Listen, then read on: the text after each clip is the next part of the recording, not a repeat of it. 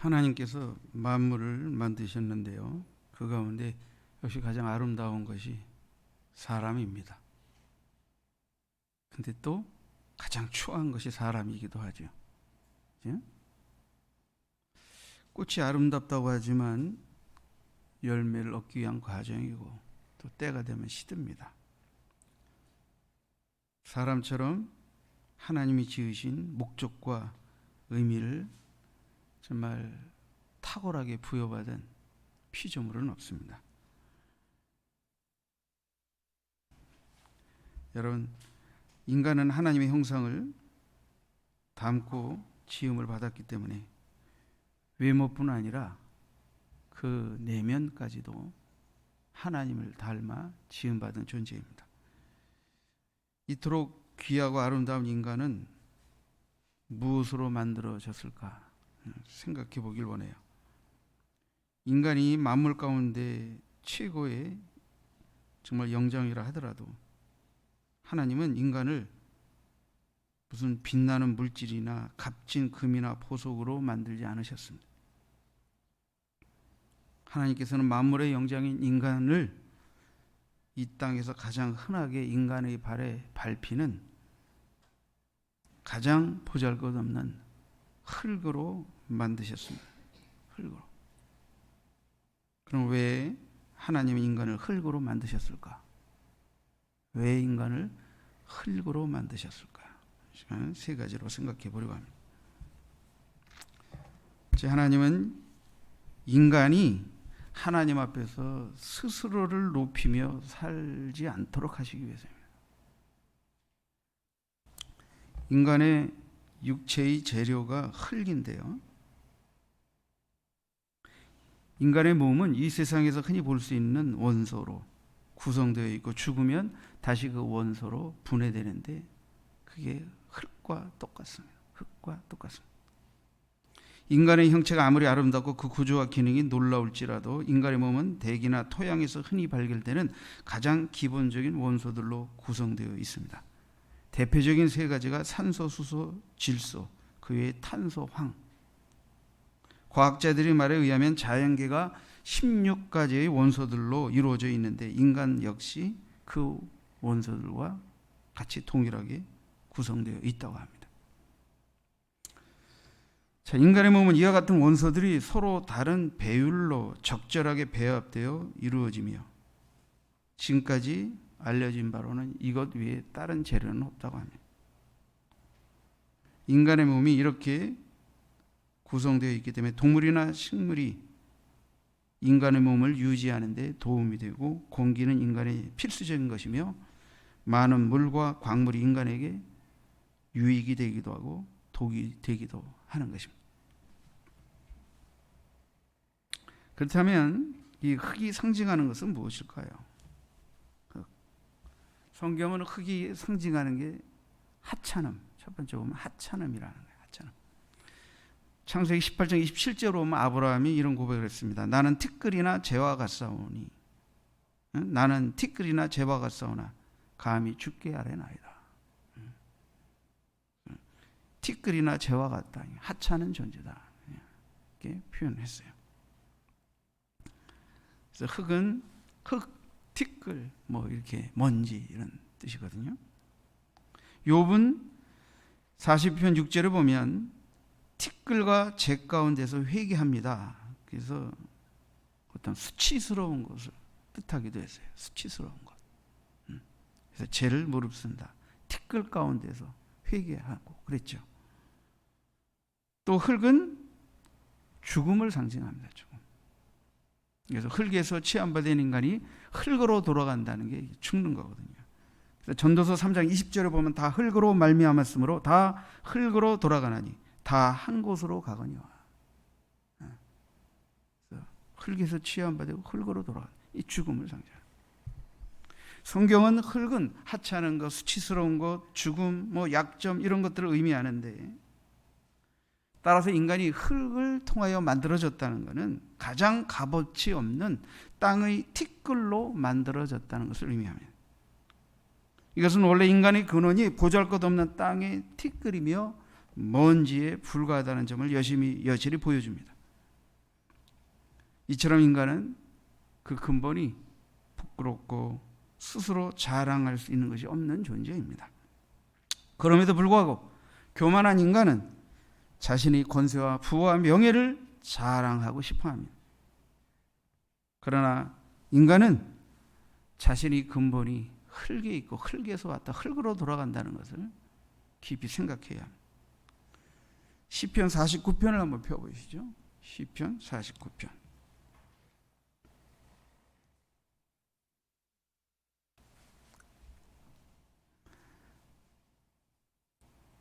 하나님 앞에서 겸손하게 살아가야 할 인간들이 재물을 의지하며 교만 떨고 자랑하며 어리석게 사는 모습을 그죠? 좀 풍자한 시가 시편 49편 6절 이하에 있습니다.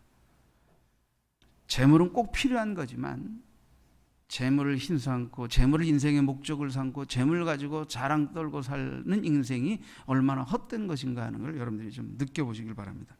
49편 6절 이하에 보면 6절에 보면요.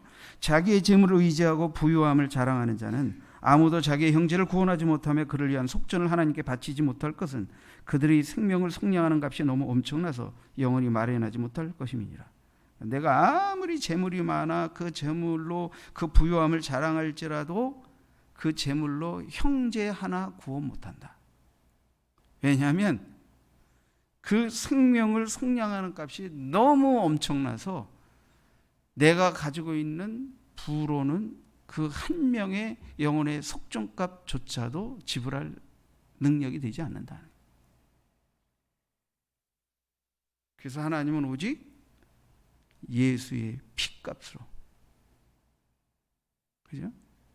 다시 말하면 인간의 물질이 풍부함의 능력의 값으로 생명의 속전값이 될 수 없기 때문에 그래서 돈으로도 못 가요 하나님의 나라. 우리가 주일학교 때 학생들 부르죠.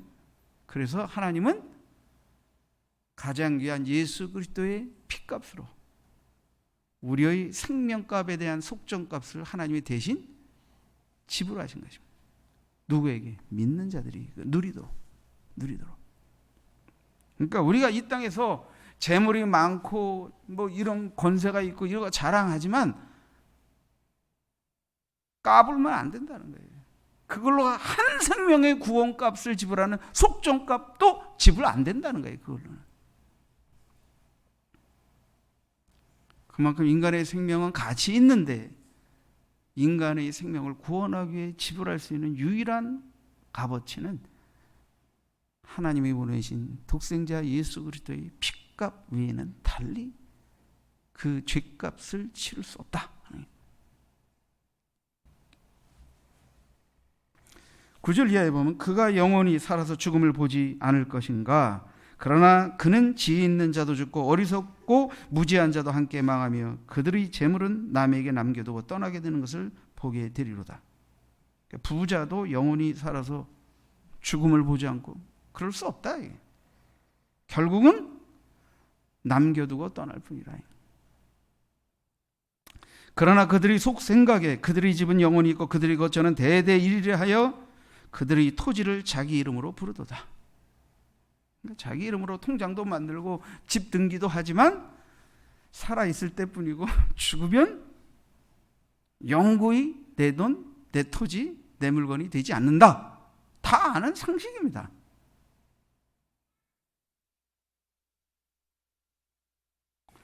(12절에) 사람은 존귀하나 장구하지 못하며 멸망하는 짐승 같도다. 사람은 존귀하게 짐을 받았는데 죄에 빠지고 어리석어서 결국 멸망하는 짐승과 다를 바 없는 삶을 산다는 거예요. 13절에 이것이 바로 어리석은 자들의 길이며 그들의 말을 기뻐하는 자들의 종말이로다. 그들은 양같이 수월에 두기로 작정되었으니 사망이 그들의 목자일 것이라. 정직한 자들이 아침에 그들을 다스리리니 그들의 아름다움은 소멸하고 수월이 그들의 거처가 되리라. 그러나 하나님은 나를 영접하시니 이러므로 내 영혼을 수월의 권세에서 건져내시리로다. 사람이 치부하여 그의 집의 영광이 더할 때 너는 두려워하지 말지어다. 그가 죽음에 가져가는 것이 없고 그의 영광이 그를 따라 내려가지 못함이로다. 그가 비록 생시에 자기를 축하하며 스스로 좋게 함으로 사람들에게 칭찬을 받을지라도 그들은 그들의 역대 조상에게로 돌아가니 영원히 빛을 보지 못하리로다. 존귀하나 깨달지 못하는 사람은 멸망하는 짐승 같도다. 그러니까 성경은 만물 가운데서 가장 존귀한 영장으로 인간이 지음을 받았어도 깨달지 못한, 뭘 깨달지 못한, 날 누가 지으셨는지, 왜 지으셨는지, 날 어떻게 구원하셨는지, 그래서 어떻게 하나님의 사람으로 살아야지, 이거 깨달지 못하고 살면 결국 멸망하는 짐승과 다를 바 없다 라고 말합니다.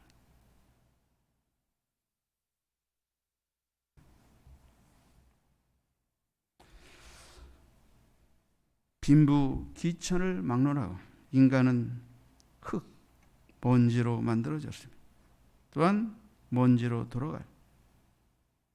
그래서 이러한 인간의 본연을 깨달는다면 그 누구도 하나님 앞에서 자신을 스스로 높일 수 없고 겸허하게 살 수밖에 없을 것입니다.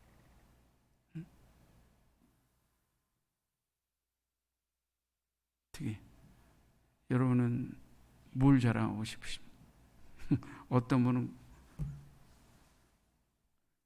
이 동양 사람들은 콧대가 낮아서 끊임없이 콧대를 높입니다. 이 콧대 컴플렉스가 있어. 근데 반대로 서양 사람들은 콧대가 높아가지고 콧대를 낮은 사람을.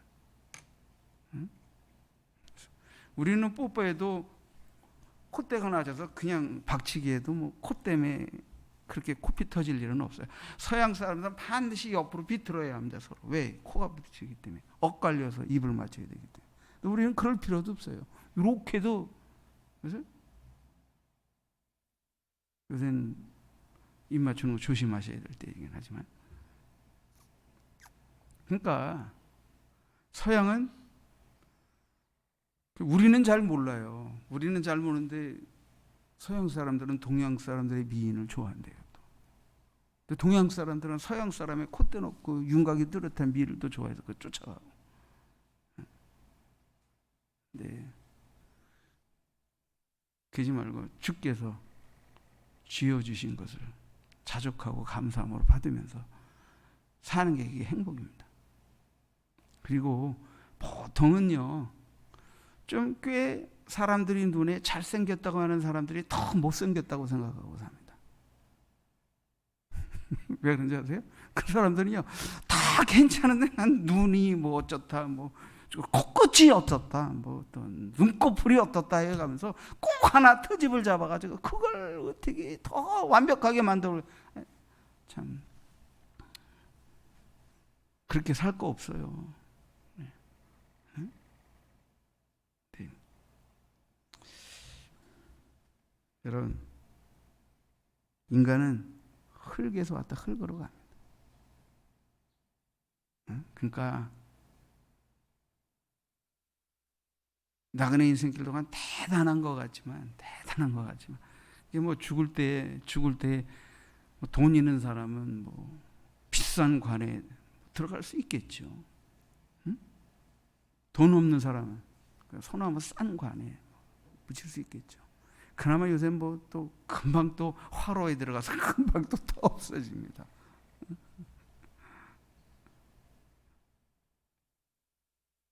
똑같다니까요. 흙으로 돌아가는 거는. 두 번째 보면 하나님은 왜 흙으로 지으시냐? 인간이 창조주 하나님의 은총에 감사하며 살도록 하기 위해서. 창조주 하나님의 은총. 자, 인간이 근본을 깨닫는 것, 그게 뭐냐면 하나님이 나를 지어주셨다는 거예요. 더군다나 인간이 타락하고 죄가 자라고 영의 기능이 상실되고 이럴 때 회개하고 믿음으로 다시 한번 하나님을 알고 하나님이 창조주 되신과 구주 되신과 영의 아버지 되심을 깨닫고 믿음의 품으로 긍휼의 품으로 나올 수 있도록 인도하셨다. 이것을 깨달는 순간 인간은 정말 나를 지으시고 타락한 나를 다시 구속하사 그 형상의 회복을 이루며 살게 품 안에 안아주신 하나님의 은총을 늘 감사드리며 살 수밖에 없는 거예요.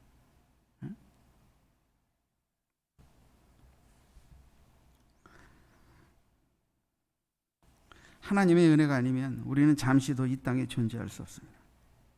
한 줌의 흙덩이에 불과한 우리가 하나님의 창조의 능력과 은혜로 생명을 부여받아 호흡하며 사는데 우리를 지으신 이 그분의 능력과 손길을 깨닫고 믿고 그 지으심의 목적과 구속하심의 목적과 그 뜻을 따라 사는 이것을 깨닫지 못하고 산다고 하게 되면 인간은 결국 배은망덕한 삶을 살 수밖에 없는 것입니다. 시편 139편을 또 펴시죠. 시편 139편. 시편은 성경 절반쯤 가름은 있습니다. 거기 13, 14절을 제가 읽겠습니다. 시편 130편. 주께서 내 내장을 지으시며 나의 모태에서 나를 만드셨나이다. 내가 주께 감사하오면 나를 지으심이 심히 기묘하심이라. 주께서 하시는 일이 기이함을 내 영혼이 잘 아나이다. 하나님께서 내 내장을 지으시고 나의 모태에서 나를 만드셨다.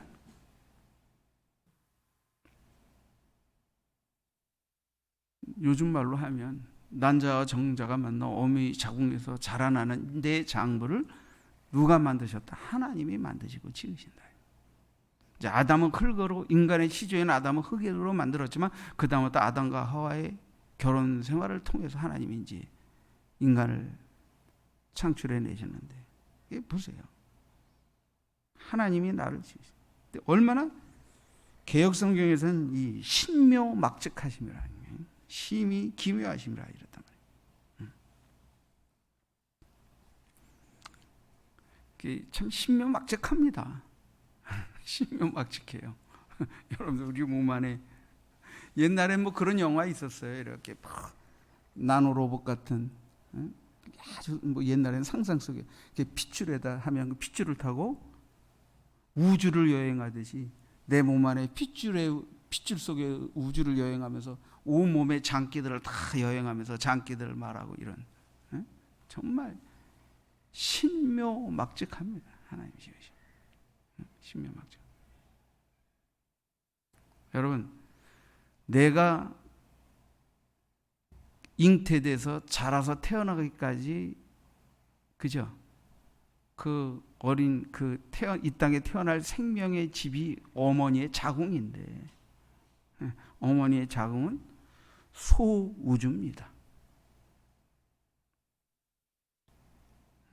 소우주예요.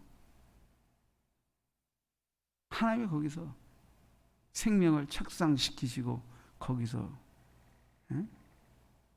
오장육부를 만드시고 지어서 때가 되어 이 세상에 내보내시는 거예요.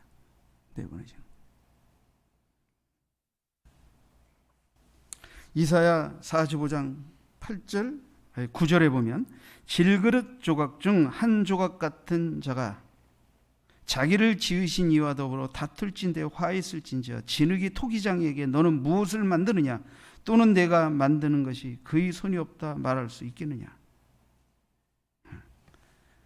뭐 비유로 이제 이사야 선지자가 말씀한 거지만 질그릇 한 조각 같은 자가 질그릇을 흙으로 빚으시는 이에게 감히 넌 뭘 만드느냐 또는 뭐 날 이따위로 만들었냐 할 수 있겠느냐는 거예요. 응? 귀한 그릇으로 천한 그릇으로 이쁜 그릇으로 보잘것없는 그릇으로 만들 권세가 만드는 이에게 있지. 질그를 흙이 그 무슨 권리가 있느냐, 자격이 있느냐, 뭐가 있습니까? 빚어 주시는 대로, 지어 주시는 대로. 이사야는 64장 8절에 그러나 여호와여 이제 주는 우리 아버지시니이다. 우리는 진흙이요 주는 토기장이시니 우리는 다 주의 손으로 지으신 것이니이다. 우리는 흙이요 토기장이여 한 조각 그릇 같은 자이지만 주는 토기장이시고 우리는 주의 손으로 지으신 것입니다. 주의 손으로 지으신 것입니다. 시편 103편 13, 14, 15절에는 보면 아버지가 자식을 긍휼히 여긴같이 여호와께서는 자기를 경외하는 자를 긍휼히 여기시나니 이는 그가 우리의 체질을 아시며 우리가 단지 먼지뿐임을 기억하심이로다. 인생은 그날이 풀과 같고 그 영화가 들이 꽃과 같도다. 아버지가 자식을 긍휼히 여긴같이 여호와께서는 자기를 경외하는 자를 긍휼히 여기신다. 긍휼히 여기신다. 긍휼히 여기신다. 그가 우리의 체질을 아신다. 목회도요, 목회도 목사님이 기질로 목회 못합니다. 하나님이 다스리시고 각 사람의 개성과 체질을 따라 역사하시는 그 은혜가 무엇인지를 알지 못하면 목회 못합니다. 속 터져 죽습니다. 우리끼리 얘기지만 뭐 여러분들이 무슨 뭐 목사님 말씀 때문에 승질이 다스러집니까? 목사님이 무서워서 뭐 목사님이 권위 때문에 져주는 척하고 꾸먹은 하지만 뭐 목사님 안 보는 데서는 다 왕이지 뭐 그나마 우리 교회는 성도들이 착해서 그렇지 잘못 삐딱선 타면 그냥 목사가 쫓겨나는 세상인데 뭘로 다스려요 여러분들? 뭘로 여러분의 성질이 어린 반 풀어져서.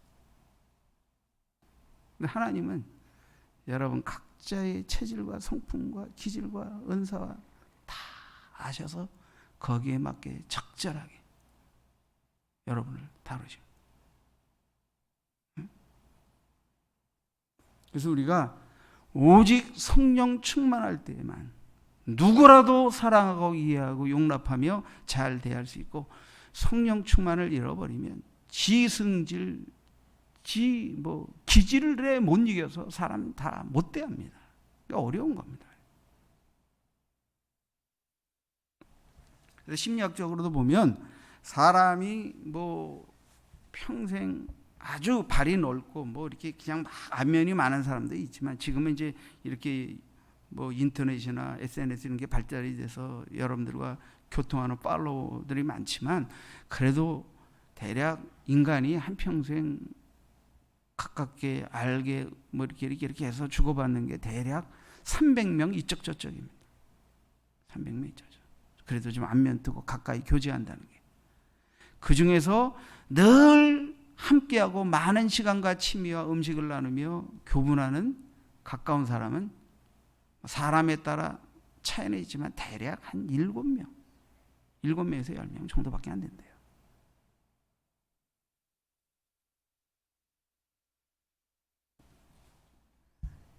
그러니까 왜 그래요? 사람은 그만큼 사람을 이해하고 받아주고 용서하고 포용하면서 사랑으로 어울리는 것이 쉽지 않다. 그렇기 때문에 우리가 생명을 나누고 귀한 것을 나누고 아까워하지 않으며 서로 위로하며 격려하며 보듬으면서 사는 대인관계의 그 바운더리가 우리가 넓을 것 같지만 한 17명 감당하기도 쉽지 않다. 쉽지 않다. 그러니까 목사님 보고 그 목사님은 이렇게 조그만 성도 가지고 목회하고 평생을 지지고 복잡거리냐고 그렇게 따지면 안 돼요. 따지면 안 돼요. 숫자가 아예 많으면 설교만 딱 하고 여러분의 사생활과 상담 이런 거 딱 돕고 살면 돼요. 그렇게 오면 오고 가시면 가시나 보다. 또 우리는 그렇지 않잖아요. 우리는 그렇지 않잖아요. 7명과 친하면서 서로 살기도 힘들다는데 수십 명? 꼭 막는 건 아니지만, 절대적인 건 아니지만, 목회학적으로 볼 때 한 목회자가 그래도 최선을 다해서 전인적 돌봄을 베풀면서 목양을 할 때 맥시멈이 대략 6, 70명 선이래요. 6, 70명. 그 이상이 되면 과부하가 걸린답니다. 과부하가. 예? 자, 그러니까 절대 우리의 인간관계의 만남과 목회와 교회의 숫자라는 이것이 그냥 머릿수로 뭐 목회를 잘했다 못했다 따질 일은 아니라, 하나님이 맡기신 사명을 어떻게 전인적으로 나누고 표현하면서 사역하느냐. 또 여러분의 삶 속에서도 여러분들 어떻게 그리스도 안에서, 성령 안에서, 말씀 안에서 인간관계를 맺어가며 어떻게, 그죠? 이해하고 용납하고 또 용서받고 포용받고 이래가면서 교제 나누면서 살 것이냐.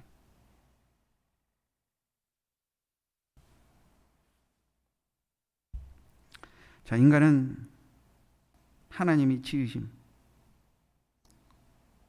그리고 하나님이 정말 나를 아신다고 하는 거예요. 그리고 나는 너에 대해 잘 모르지만 하나님이 나를 긍휼히 여기신 것처럼 긍휼의 사랑으로 서로, 그죠? 교제하면서 살아야 할 책임이 있습니다. 정말 감사해야 돼요. 감사해야 돼요. 옛날에는 목회하면서 우리가 잘 변화되지 않는 것이 속상했었던 적도 있어요. 젊었을 때는. 안 깨지고 변화되지 않는 게 속상했었어요.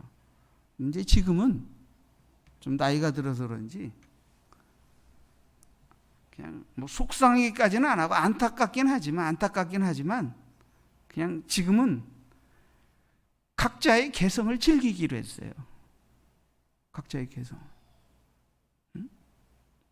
그래서 우리 교회 뭐 신영옥이 둘이 있습니까? 하나지. 김보선이가 둘이 있습니까? 하나지. 그럼 된 거 아니에요? 그죠?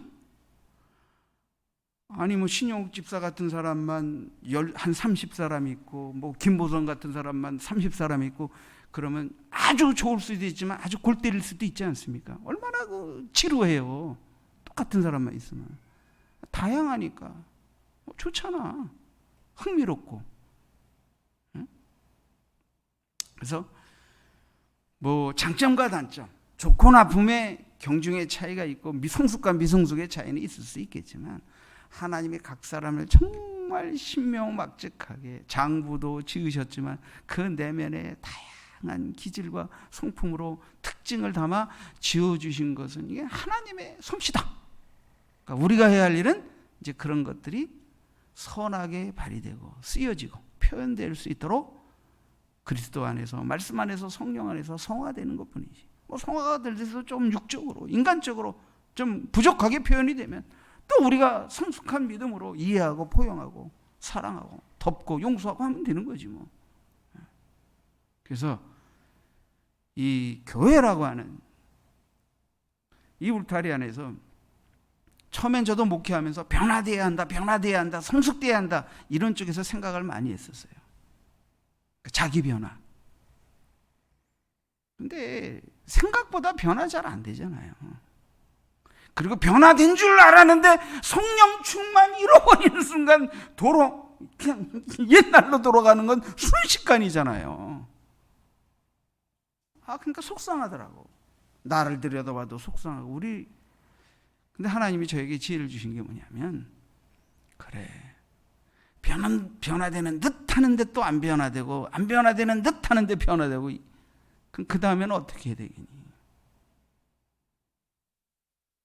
변화되려고 노력도 해야 되지만 내가 잘 변화되기 어려운 것처럼 변화되지 않는 너에 대해서 이해하고 포용하는 성숙도 자라야 된다. 그래 이 공동체가 편안하다.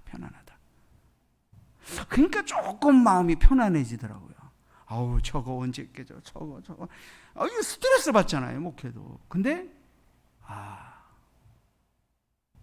나에게도 쉽게 깨지지 않고 변화되지 않는 면이 있듯이 각 사람에게도 쉽게 깨지고 변화되기 어려운 어떤 부분들이 있는 것들을 좀 이해하려고 하고 포용하려고 하고, 어차피 나도 이해받고 포용받아야 존재하니까 그럼 나도 좀 이해와 포용의 마음을 좀 넓혀서, 그래서 오래 서로 사귀다 보면 서로의 기질을 잘 아니까 밀고 땡기고 받아주고 치고 이렇게 해서 탄력 좀 유연성을 가지고 교제를 이루게 되면서 뭐 그러면 괜찮아지는 거예요. 괜찮아지는 거예요.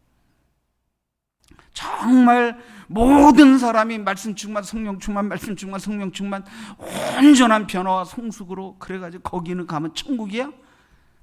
그런 곳이 어디 있습니까? 그렇게 되기를 지향하는 것이지. 에?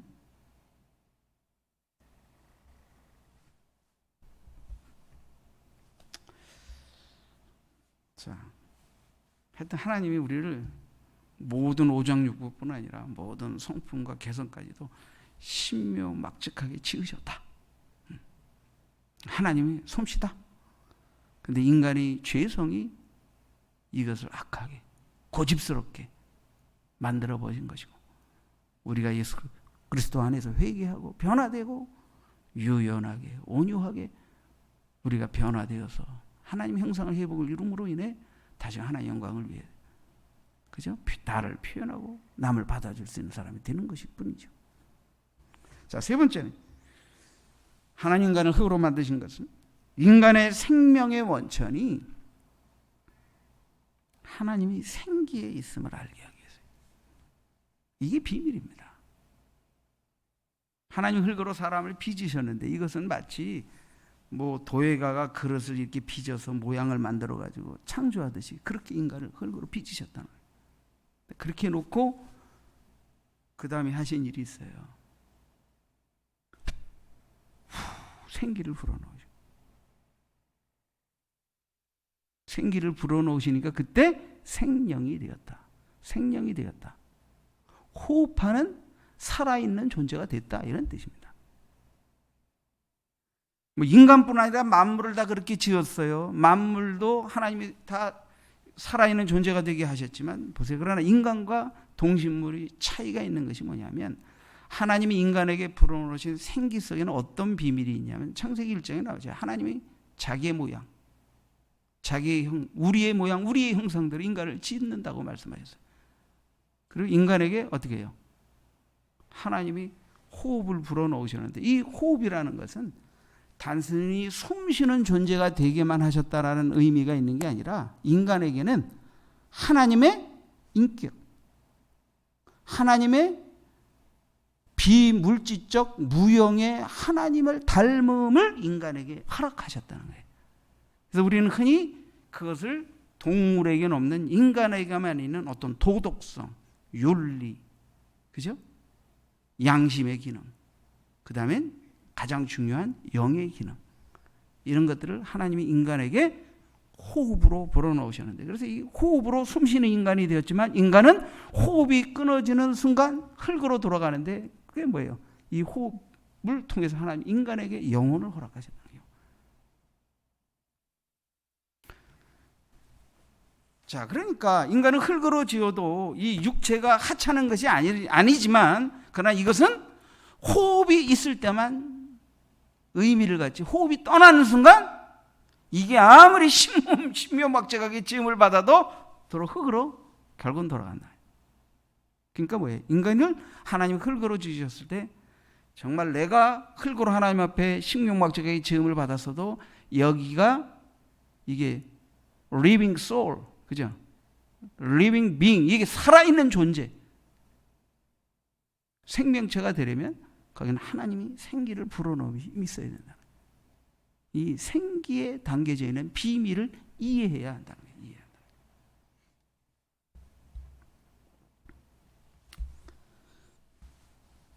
시편 104편 29절에 보면 주께서 낯을 숨기신 즉 그들이 떨고 주께서 그들의 호흡을 거두신 즉 그들은 죽어 먼지로 돌아가나이다.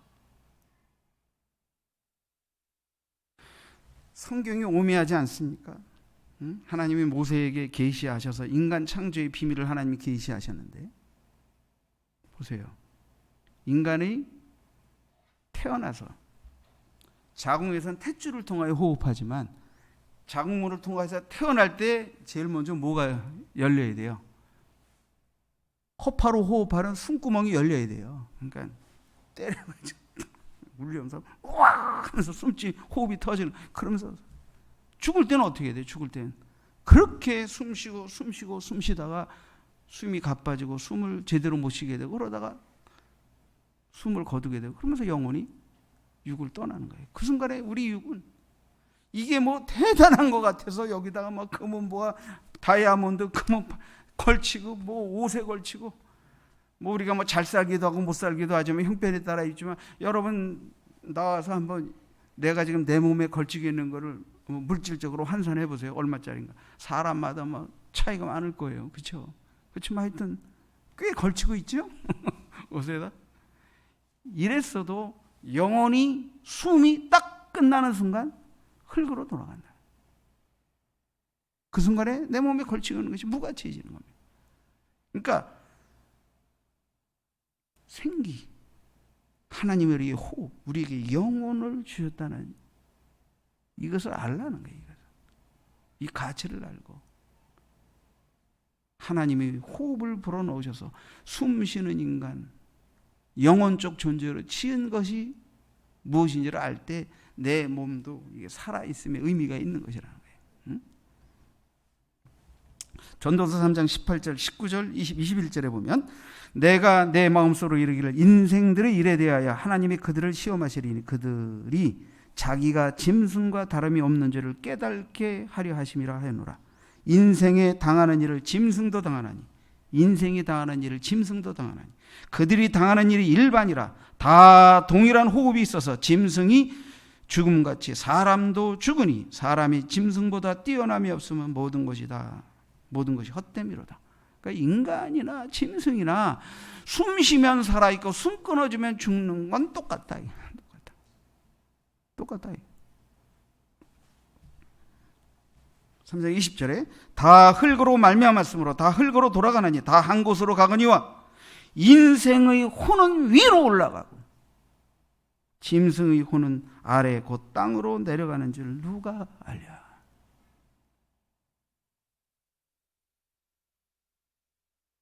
인간의 영혼, 인간에게 허락하신 호흡과 짐승에게 허락하신 호흡이 생명 자체의 질이 같지 않다.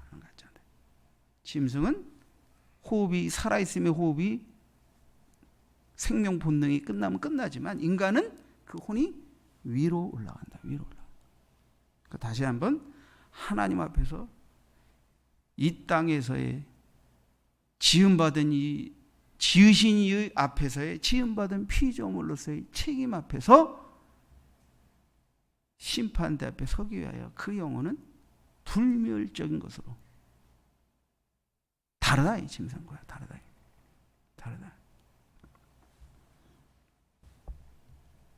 하나님 인간을 흙으로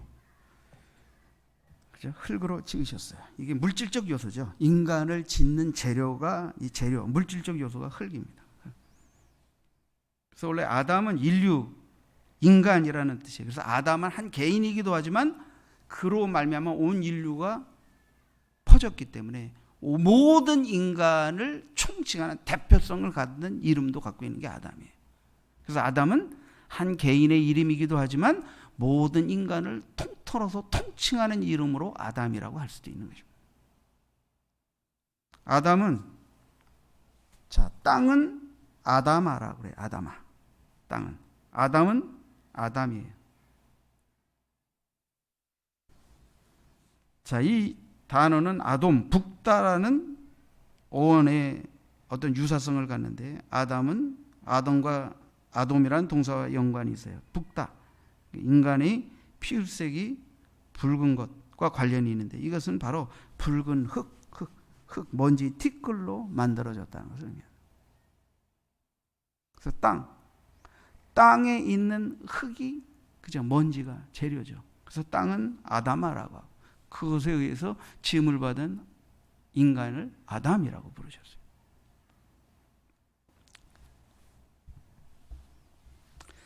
이제 그 땅의 흙, 먼지는 이제 아파르라고 합니다. 아파르. 응? 그래서 땅은 아담하고 땅에 있는 흙, 먼지를 아파르라고 합니다. 자, 비물질적 요소는 하나님이 생기를 불어넣으셨다는 거예요. 그래서 생명이 되었다는 거예요. 그러니까 인간은 어떻게 된다? 흙 플러스 생기 이꼴 생명 이렇게 되는 겁니다. 그 살아있는 생명, 살아있는 존재가 되었다라고 말할 때 동물은 숨쉬는 살아있는 존재 그 자체로 끝나지만 인간은 살아있는 존재라는 의미 속에 담겨져 있는 하나님이 호흡을 불어넣으신 것 속에는 하나님을 닮은 것, 우리의 모양과 형상대로 인간을 짓는다고 하는 한마디로 말하면 하나님을 닮는 하나님의 속성이 그들에게 불어넣어져 있다. 그래서 가장 대표적인 게 인간에게 인격적 요소, 지정의, 도덕적 성향, 종교적 성향부터 시작해서 영성부터 정직, 양심 이런 인간의 이 인간 안에 있는 이 비물질적 요소를 다 뭐 설명할 수는 없어요. 그러나 하여튼 동물에게 없는 숨쉬고 살아있다고 하는 본능적 생명 요소 외의 것에서 동물과 다르게 인간에게 많은 것들이 불어넣어져 있는데 이것이 바로 뭐예요? 하나님의 형상으로 지음받았다는 증거라 하는 거예요. 증거.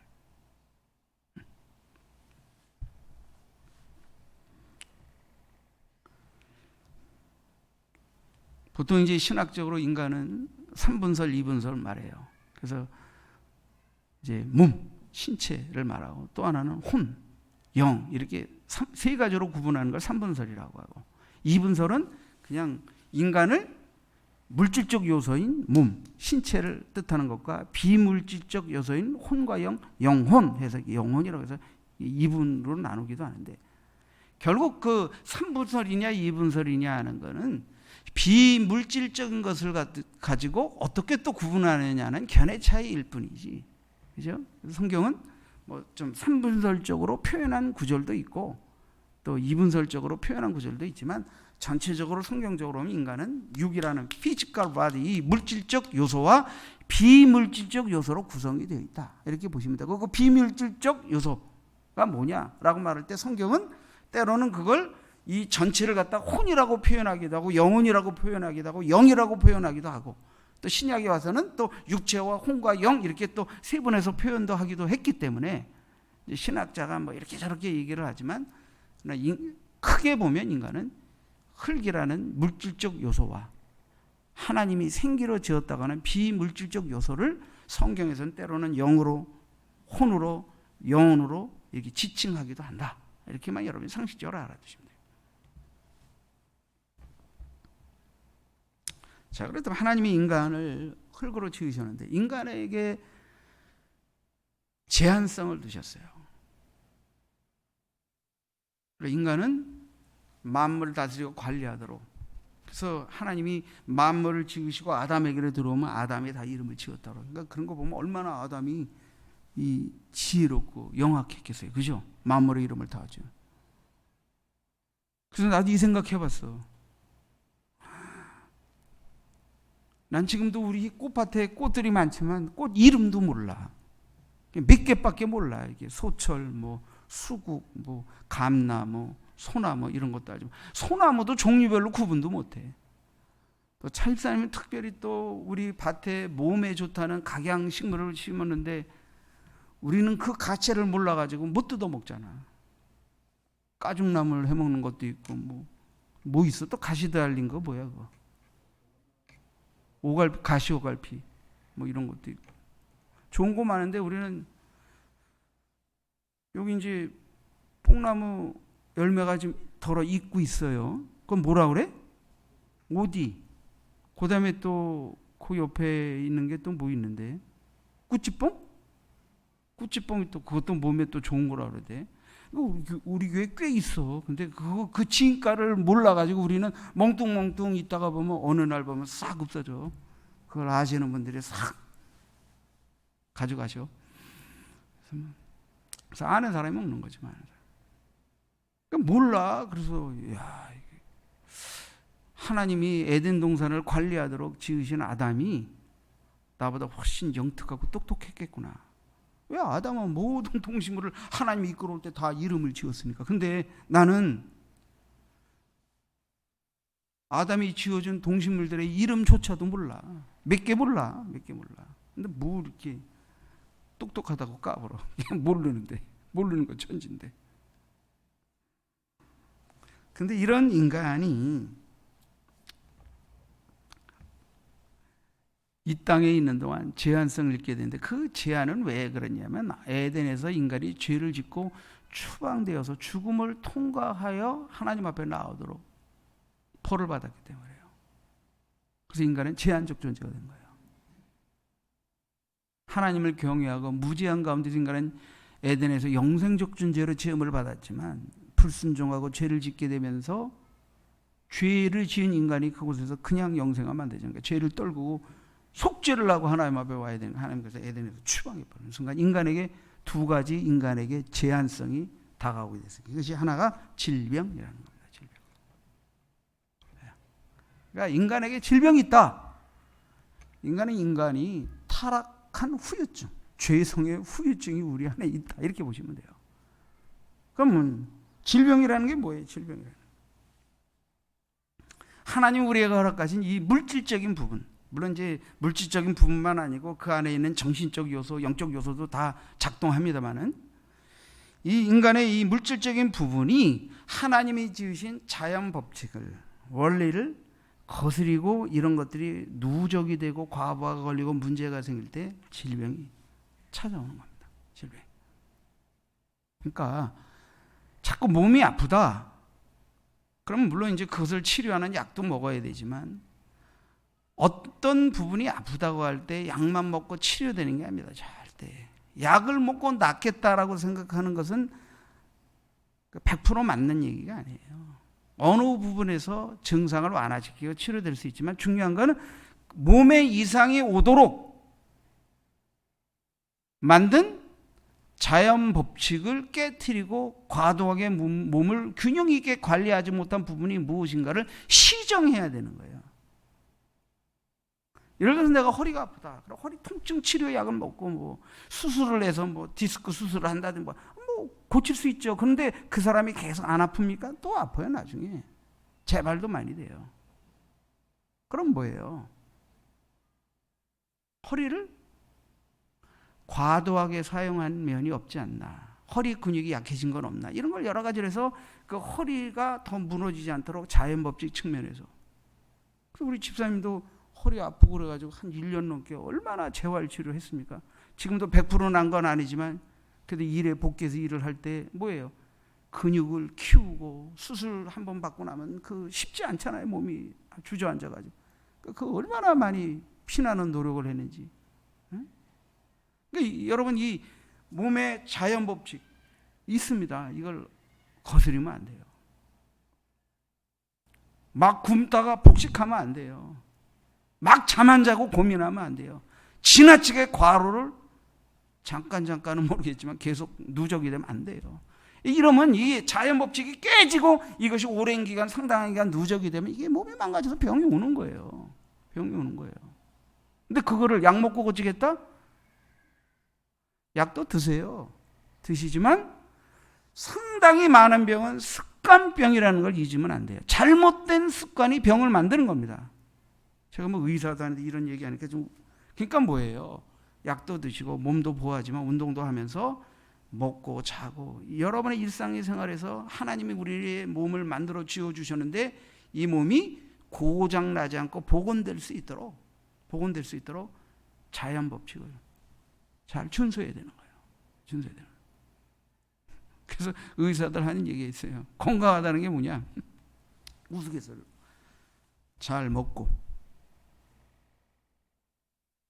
그 다음 뭐예요? 잘 소화시켜야 될 거 아니에요. 그 다음에 잘 싸야 될 거 아니에요. 그 다음에 잘 자야지. 그래서 먹는 것만 놓고 보면 잘 먹고 소화를 잘 시키고 잘 사, 이게 돼야 돼. 근데 어떤 분은 잘 못 먹어. 어떤 분은 먹었는데 소화가 안 돼. 어떤 분은 여기까지는 괜찮은데 이게 D가 문제가 있어. 저도 여행해 보면요, 이거 뭐 점심시간 앞에 두고 뒤 얘기해서 그렇긴 한데, 여행을 가면 며칠씩 뒤를 못 봐. 그래서 여행에서 그런 분들 많아요. 여기도 있을 거예요. 그래서 여행을 못 다니고 여행 다닐 때마다 스트레스 받아. 여행 다니는데 며칠씩 화장실을 못 본다. 이래고 여행 다녀보세요. 얼마나 힘듭니까? 우리 사모님은 참 복이 많아요. 어디서든 저는 환경이 바뀌면 첫날 선잠 자요. 둘째 날부터 잠을 잘 자. 근데 우리 사모님은 어디서든 잘 주무셔. 차 타고 어디 좀 가려고 보면 이제 조곤조곤 얘기하면서 가야 될 거 아니에요. 한참 얘기하다 반응이 없어. 섹스 소리가 하시면 벌써 사모님 벌써 이렇게 깊은 잠에 빠져. 참 잘 자요. 그래서 건강. 우리 집사람은 하루에 한 서너 시간밖에 안 잡니다. 근데도 건강 유지하고 살아요. 그 다음에 잘 자고 잘 먹고 잘 싸고. 이게 굉장히 중요한 거예요.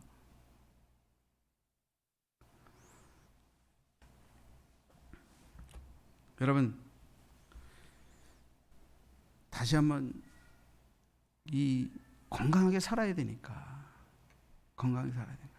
물론 때가 되면 나이가 들면 자연적으로 노쇠해지겠지만 그래도 병이 든다는 것은 지금 뭔가 균형이 깨지는 것을 의미해요. 균형이 깨지는 것을. 그러니까 이거를 몸에 해가 된다는 것을 절제하거나 끊거나 과도하게 마음과 몸을 잘못 관리해서 생겨지는 것들은 우리가 열심히 기도하면서 노력해서 고쳐야 됩니다. 그런 습관을 고치지 않고 기도만 하고 약만 먹고 고치겠다, 보약만 먹고 고치겠다, 웃기는 얘기입니다. 그렇게 해서 못 고쳐집니다. 생활 습관 고치지 않고 절대. 근데 우리의 몸이 질병이 드는 게 요즘에 몸의 병만 있습니까? 시민성은 어떨까? 이 마음의 문제가 이 도시 문명화되고 기술 문명화되면서 인간은 이게 마음이 고장이 나요. 다친다고 피곤하다고 이것으로 인해서 기분만 나빠도 벌써 위염 생겨서 소화 안 됩니다. 신경 써서. 그러니까 위의 건강 상태는 여러분이 이 마음 건강과 밀접한 관계가 있어요. 스트레스 안 받는다. 나는 뭐 명랑하고 웃는다. 웃기지 마세요. 남 늘 웃기면서 하는 사람들이 우울증 많잖아요. 그런 거 똑같은 겁니다. 그러니까 어떻게 돼요? 위가 건강하려면 어떻게 돼요? 물론 위가 아프도록 뭐 독주를 포함하신다든지 식사를 불규칙하게 한다든지 이런 건 좀 조심해야 되고 과식도 조심해야 되겠지만 또 하나는 뭐예요? 기쁘게 살아야 되는 거예요. 감사하면서 살 수 있어야 되는 거예요. 그래서 마음을 편안하게 해야 위도 편안해지는 겁니다. 이거 안 하면요 위장약 먹고 일시적으로 고칠 수 있어서 또 고장나요. 또 문제 생겨요. 이런 거 의사가 얘기해야 뭐 권위가 있지. 의사도 아닌 목사님 얘기한다고. 두 번째 인간의 제한성은 뭐냐면 죽음이라는 거죠. 질병보다 더한 게 죽음이죠. 죽음은 하나님께 생기를 공급받았던 인간이 하나님이 그 생기를 거두시는 거예요. 호흡을 거두시는 거예요. 왜 이런 일이 생기게 되었을까? 인간에게. 인간이 죄에 빠지고 타락했기 때문에 그래요. 그래서 그 죄의 결과로 인간은 이 땅에서 사망, 죽음이라는 걸 경험하게 하나님이 징벌을 하셨어요. 이것이 인간을 지으신 하나님이 인간에게 두신 제한입니다. 그래서 정말 에녹과 같이 산채로 특별하게 하나님이 변화시켜 하늘로 올려가신 인물이 아니고서는 우리는 죽음을 통과해서 하나님 앞에 가야 돼요. 죽음의 고통을 통과하게 돼 있다고. 통과하게 돼 있다. 물론 그 죽음이 어떤 죽음이냐는 차이가 있지만 말이에요.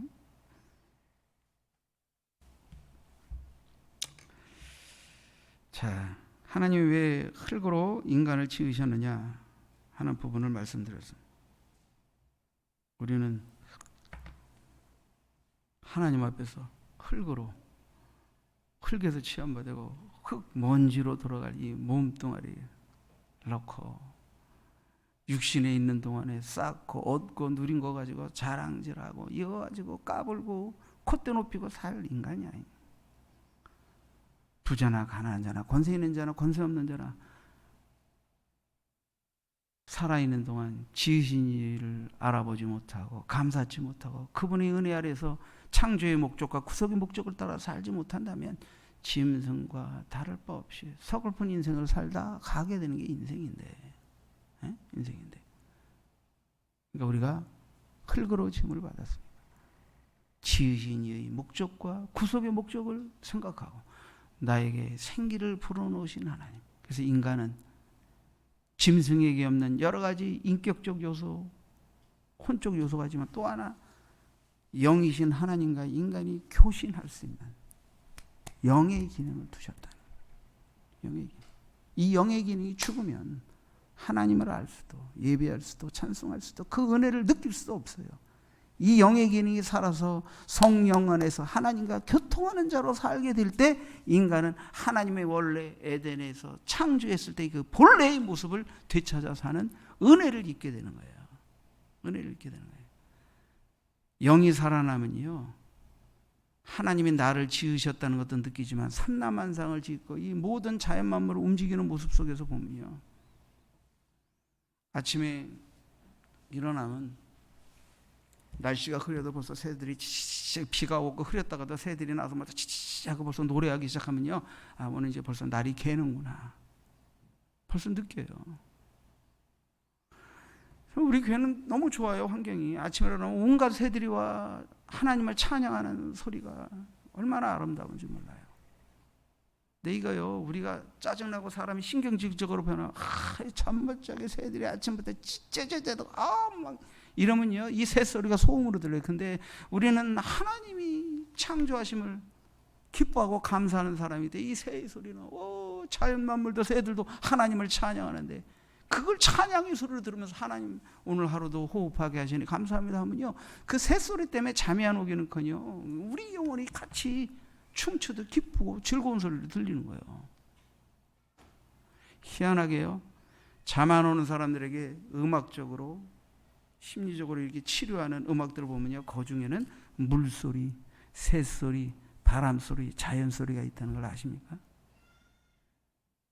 인간은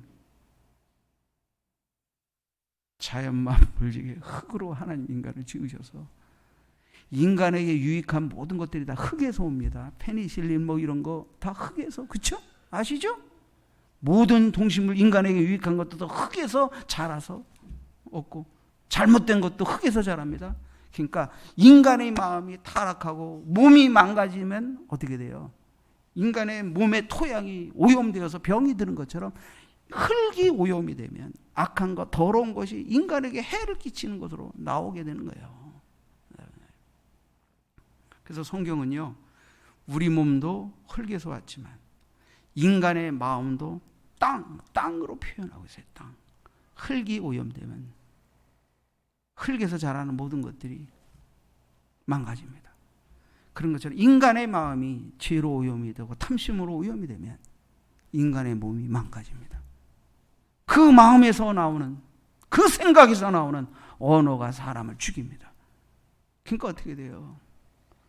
우리 죽었던 영이 살아나 예수의 피로 거듭나 그 말씀과 성령의 은혜로 우리의 부패한 마음이 새로워지고 그런 가운데 우리의 몸도 새로워지고 새 사람이 되어야 될 거 아니에요.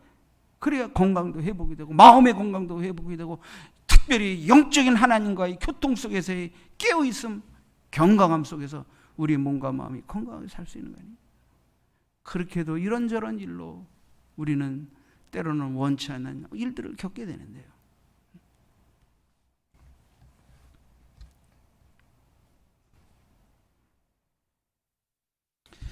이사야는 1장 3절에 보면 이런 말을 했어요. 소는 그 임자를 알고 나귀는 그 주인의 구유를 알건만은 이스라엘은 알지 못하고 나의 백성은 깨달지 못하는도다 하셨도다. 소도 나귀도 개도 주인을 압니다. 인간이 지으신 일을 모른다.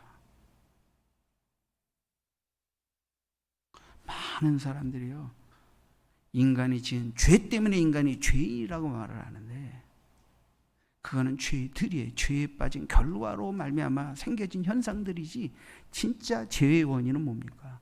인간이 하나님을 낯을 피하기 시작했다는 거예요. 하나님의 명령을 거스리고 하나님 뵙기를 거절하고, 그러면서 인간이 하나님께로부터 지음을 받았고 하나님을 경외하며 교통하며 살도록 지어진 이 영성의 커넥션, 이 교통이 망가지기 시작하면 인간은 어떻게 돼요? 점점 인간성을, 하나님의 형상성을 상실하고 파괴되면서 인간이 부패해져 가는 거예요.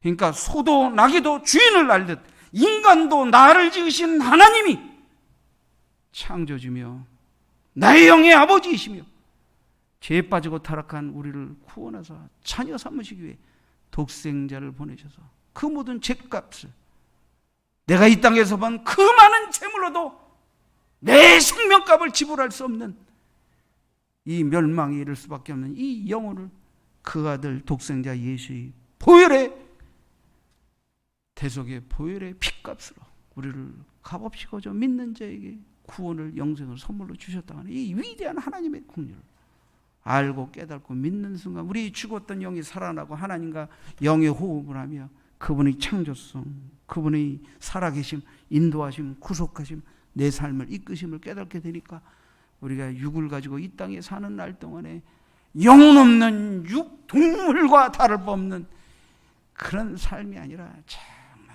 하나님의 인격과 도덕성과 윤리와 그분이 우리의 영혼 안에 담아주신 말씀의 진리를 따라 하나님의 백성들에게 사는 삶을 살게 되는 겁니다. 살게 되는 겁니다. 네?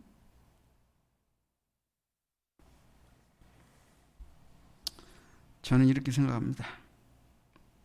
하나님의 만물을 지으실 때 식물은 땅에서 자라게 하시고 물고기는 물속에서 자라게 하시고 동물들도 땅에서 삽니다. 새는 공중을 날며 삽니다. 하나님 만물에게 각각 삶의 터전을 두셨어요. 인간의 육신은 땅에서 또는 바다에서 공중에서 여러 가지 일을 하며 살게 하셨지만 인간의 영혼은 하나님의 품을 느끼며 나를 지으시니 나를 구속하시니 그분의 임재 안에서 성령 안에서 말씀과 성령 안에서 교통하며 교회를 주시고 믿음의 구속의 가정을 주시고 믿음의 지체들을 주시고 어디든 구속받은 주의 백성이 두세 사람이 있는 곳에 함께하지마 약속하신 그 하나님의 품 안에서 서로의 영혼을 씻어주며 하나님의 품을 제공받으며 안식하며 살게 하신 것이 인간이에요. 그러니까 인간은요 하나님 품 안에서 살아야 돼요. 하나님 품 안을 제공하는 교회 생활, 신앙생활을 해야 돼요. 가정이 하나님의 품을 제공하여 서로의 영혼을 안식하게 하는 곳이 되어야 돼요. 교회가 타락하고 가정이 타락하고 인간관계가 부패하여 마귀의 소굴이 되고 악의 소굴이 되고 서로를 치고받고 피곤하게 하고 죽이고 지나친 긴장관계 속에서 살 때 인간은 죽어가는 겁니다. 죽어가는 겁니다. 네? 여러분 우리가 하나님 품 안에서 살아야 하다. 완전치는 않는다 하더라도 하나님이 내게 느끼게 하신 그 품을 남편은 아내에게, 자녀에게, 아내는 남편에게, 자녀에게, 부모는 그 자녀에게, 목사는 성도들에게, 성도들도 성도들에게 서로에게 하나님 품을 넉넉하게 나누어주면서 서로 쉬게 하고 안식하게 하고 그래서 성도들 만나면 세상에서 시달리고 짜증났던 것들이 씻겨져 가야 되는데 아이고 아무하게 집사 스테인레스 받아가지고 스테인레스가 뭐냐면 우리 집에서 쓰는 속어예요. 스트레스를 더 강력하게 받는다 그래서 스테인레스 받는다 그러는데 스트레스만 이러면 안 되잖아요. 이러면 안 되잖아요. 응? 하나님 품. 기도하십시오. 흙으로 사람을 지으시고 그 코에 생기를 불어넣으신 하나님. 그래서 인간은 하나님의